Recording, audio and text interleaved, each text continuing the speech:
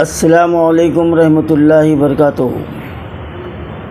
معزز ناظرین کرام، آج میں بہت اہم موضوع پر اپنے جذبات و احساسات اور کچھ حقیقت پر سے پردہ اٹھانے کے لیے آپ کے روبرو ہوا ہوں۔ اور میں عموماً نہیں کہتا کہ میرے یہ ویڈیو کو شیئر کرو، لائک کرو، میں کبھی نہیں کہتا، لیکن آج میں آپ سے کہہ رہا ہوں کہ آپ اس ویڈیو کو اتنا پھیلائیے کہ یہ پیغام ہزاروں لاکھوں مسلمانوں تک پہنچ سکے۔ تو یہ صرف میرا اپنا پیغام نہیں ہے، بلکہ یہ شریعت مطہرہ اور انسانوں کی بھلائی کے لیے ہے اور انسانوں کی خدمت کے لیے ہے، اور انسانوں کی خدمت اللہ کے نزدیک سب سے پسندیدہ عبادت ہے، اس سے کوئی انکار نہیں کیا جا سکتا۔ تو آج میں آپ کے سامنے میں یہ کہنا چاہتا ہوں کہ اللہ تبارک و تعالی جتنے بھی مخلوق پیدا کیا ہے، ان تمام مخلوق میں دو ذاتیں ہیں، ایک نر ایک مادہ، اور جتنے بھی مخلوقات اللہ پیدا کیا ہے، اور اس میں جو اسلام کے ماننے والوں کے لیے جو جانور حلال قرار دیا ہے اور کچھ جانوروں کو حرام قرار دیا ہے، تو اس میں اللہ کی بہت بڑی حکمت پوشیدہ ہے، اگرچہ کہ ہم اس کے اوپر غور و فکر کریں تو جو حرام جانور ہے ان کی ہر جانور کی ایک جبلت ہوتی ہے، اور مختصراً میں یہ کہہ رہا ہوں کہ وہ جبلت اس جانور کے استعمال سے وہ جبلت انسان میں سرایت کر جاتی ہے، تو اسی لیے ایسے جانوروں کو حرام قرار دے دیا گیا ہے کہ یہ تمہارے لیے فائدہ مند نہیں ہے، مضر ہے، اور اس جانوروں کو حلال رکھا ہے جس میں آپ کی جبلت نہیں بدلتی، وہ غریب قسم کے ہوتے ہیں، اور وہ اس جانور کا گوشت جو ہے نا انسانوں کے لیے نقصان دہ نہیں ہے۔ ایک مختصر تمہید ہے۔ اب ہمارے پاس جو بیلر نام کا، جو چکن کے نام سے جو آج کل ہر دسترخوان کی جو ہے نا وہ ڈش لازمی ہو گئی ہے، اور اس کو کئی انداز میں اس کو پکا کر جو ہے نا سامنے رکھا جا رہا ہے، اور اس کو ہر طبقے کے لوگ اس کو جو نا شوق سے استعمال کر رہے ہیں۔ اب میں یہاں پر ہمارے مسلمانوں میں دو طبقوں سے میں یہ سوال کر رہا ہوں، ایک مفتیان کرام اور دوسرے مشائخ عظام۔ یہ دو ایک ایسے اہم ہمارے مسلمانوں کے اہم ستون ہیں کہ ان کے سائے میں ہزاروں مسلمان جو ہے نا رہتے ہیں اور ان کی بات کو فالو کرتے ہیں، سنتے ہیں، عمل کرتے ہیں، لیکن آج یہ دونوں بھی اس معاملے میں بالکل خاموشی اختیار کیے ہوئے ہیں۔ اور میں مشائخ عظام کو اس لیے میں خاص طور سے خصوصیت یہ دے رہا ہوں کہ اگر ان کے نام کے ساتھ مولانا نہیں لکھا گیا یا ان کے القابات نہیں لکھے گئے تو ان کو جلال آ جاتا کہ میں جو ہے نا اتنے بڑے خاندان کا ہوں، میں پیر طریقت، رہبر شریعت، فلانے۔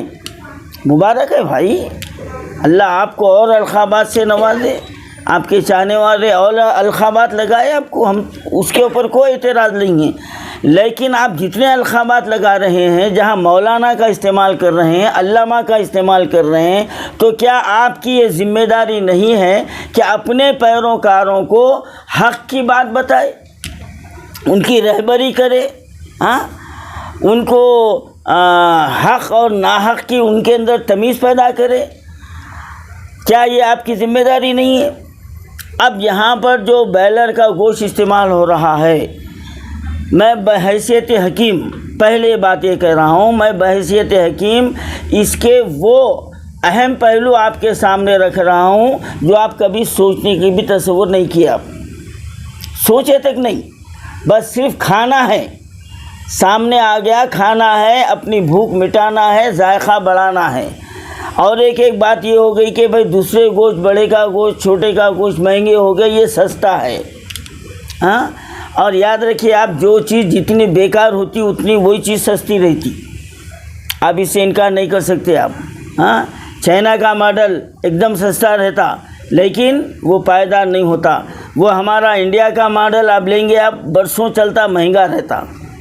اتنی تو سمجھ بوجھ ہے نا ہمارے اندر. تو ہم جو سستی چیز استعمال کر رہے ہیں تو ہم کبھی غور و فکر کیے کہ اس کے اندر مضر اثرات کیا ہے؟ غور و فکر کیے تو اس میں بڑے بڑے سائنسداں اس پر ریسرچ کیے ہیں، اور آپ کو جو نا بتلایا بھی جائے گا کہ آج جو کینسر کی بیماری ہو رہی ہے یہ چکن کھانے والوں میں زیادہ ہے، پہلی بات. اور دوسری بات یہ ہے کہ یہ جو جانور ہے تھوڑی دوری اپنے پیروں پر چل نہیں سکتا، اور اگر آپ اس کو زبردستی آپ اس کے پیچھے بھاگیں گے تو 2-4 قدم پر وہ ہیبت کھا جاتا، اس کو ہارٹ اٹیک آ جاتا، مر جاتا انہیں. تو آج جو انسانوں میں جو ہارٹ اٹیک کی شکایت جو زیادہ بڑھ گئی ہے، ہر عمر کے لوگوں کو ہارٹ اٹیک آ رہا، اس کی ایک وجہ یہ بھی ہے. آپ تحقیق کر لیجئے، آپ ایک وجہ یہ بھی ہے. اور دوسرے اور ایک وجہ اس کے گوشت استعمال کرنے سے ہمارے جسم میں جو خارش پیدا ہو رہی ہے، کھجلی پیدا ہو رہی ہے.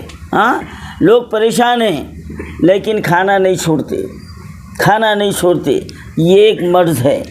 اور اس سے اہم بات آپ کو میں بتلا رہا ہوں، جیسا کہ میں نے پہلے کہا کہ اللہ تعالیٰ ہر جاندار کو، ہر جانور کی 2 ذاتیں بنایا ہے، ایک نر ایک مادہ. کیا کوئی بول سکتا ہے کہ بائلر نر ہے یا مادہ ہے؟ یہ مرغا ہے یا مرغی ہے؟ نہیں ہے، دونوں بھی نہیں ہے. یہ دونوں بھی نہیں ہیں.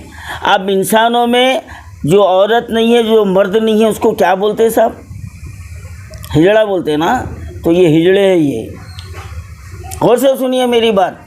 اور یہ ہجڑے ہے. اب یہ ہجڑے کا گوشت جو ہے نا جب استعمال کر رہے ہیں تو آج دیکھیے نوجوان نسلوں میں مردمی کی کمی جو ہے نا واقع ہوتی جا رہی، اور کئی جو ہے نا نوجوان اولاد جیسی نعمت سے بھی محروم ہیں. یہ بڑی میں خاص بات بتا رہا ہوں، میں طب کی بات بتا رہا ہوں میں آپ کو، کیونکہ یہ نہ عورت ہے نہ مرد ہے یہ. ہاں، اور دیکھیے آپ اس کے گوشت کے استعمال سے آج بے حیائی بڑھ رہی ہے. آج ہمارے بچیوں کے جو نا آنکھوں سے شرم کا پردہ ختم ہو گیا، شرم و حیا ختم ہو گئی. اور آپ تحقیق کر کے دیکھیے اس کی ایجاد کس نے کیا؟ یہ یہود و نصارہ کی سازش ہے، یہ کہ ایسے جانور کو ایجاد کیا جائے جو مسلمانوں کا اصل ان کا جو ایمانی جذبہ ہے وہ کمزور پڑ جائے. ہاں، اب اور ایک اہم بات، اب میں سائنس کی بات کہہ رہا ہوں کہ اس جانور کو جب چھوٹا بچہ اس کو جو ہوتا ہے تو اس کو مہینے 1.5 مہینے میں بڑا کر دیا جاتا، کھانے کے قابل لا لیا جاتا. انجیکشنوں سے اس کی افزائش ہو رہی ہے. کیا اس کو جو فیڈ کھلائی جا رہی ہے آپ اس کے اوپر غور و فکر کریں؟ آپ کیا کھلایا جا رہا؟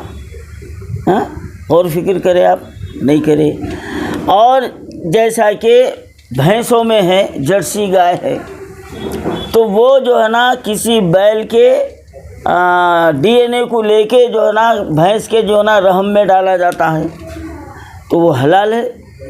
لیکن یہ اس کی پیدائش کیسا ہوئی بھائی؟ اللہ فرما رہا وَيَتَفَكَّرُونَ فِي خَلْقِ السَّمَاوَاتِ وَالْأَرْضِ. غور و فکر کرو، جو چیز سامنے آ جائے حلال بول کے کھانا مت شروع کرو، اس کے اوپر تحقیق کرو، ریسرچ کرو، معلومات کرو. آج کر رہا مسلمان. ارے عام مسلمان تو چھوڑ دو آپ، آج فتوے دینے والے کیوں خاموش بیٹھے ہوئے ہیں؟ کیا اللہ تعالیٰ آپ سے نہیں پوچھیں گا؟ اور ایک بات، اب میں اندر کا اس کے ڈی این اے کے اوپر بحث نہیں کروں گا صاحب. اب آپ کا کام ہے اس کے اوپر تحقیق کر لینا، کیونکہ میں یہاں فتویٰ دینے کے لیے اور حرام حلال کہنے کے لیے نہیں بیٹھا ہوں میں. اب اس کے لیے یہ دونوں کے اوپر ذمہ داری ہے، علماء اور مشائخ.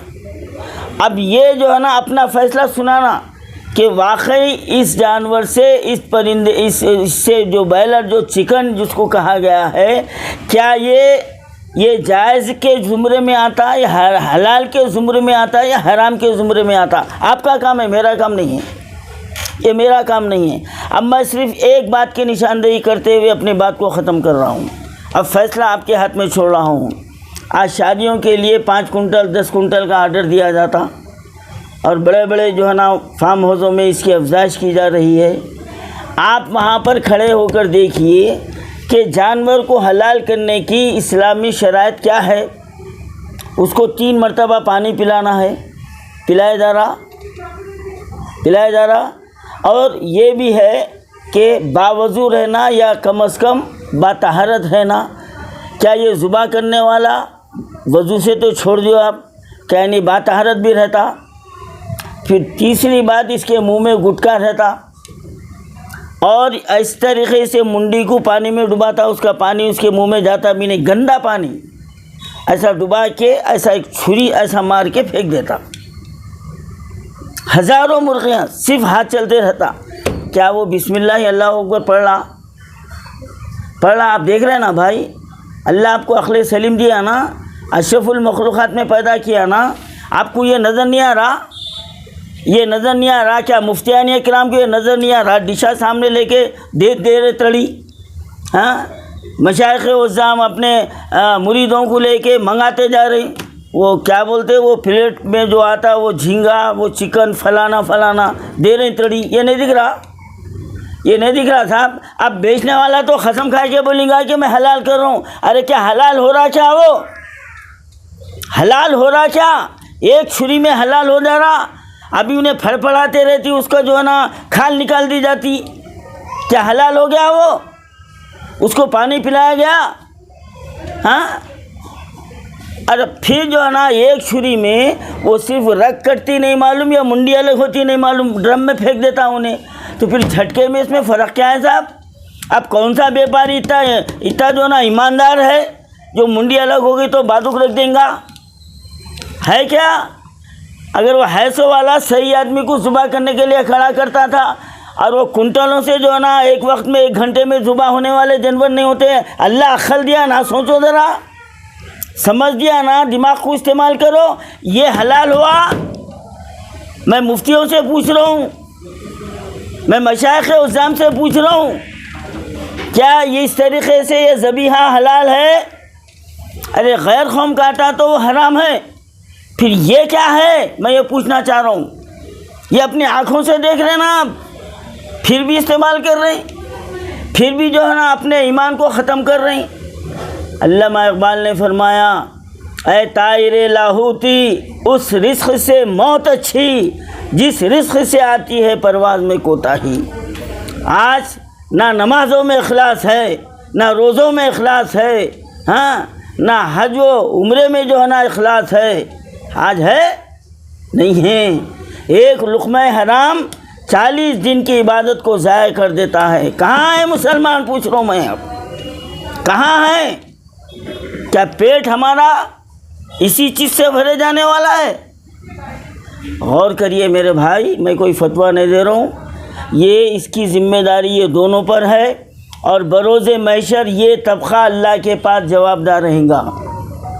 بروز محشر مفتیان کرام، آج کوئی امام صاحب جو ہے نا مسجد میں نہیں بولتے، کئی کو نوکری جاتی، آج مفتی صاحب فتویٰ نہیں دیتے، کئی کو مفتی صاحب کو پکڑ لیتے نا، ارے بڑے بڑے جو ہے نا دھارکاریاں ہیں اس کے اندر۔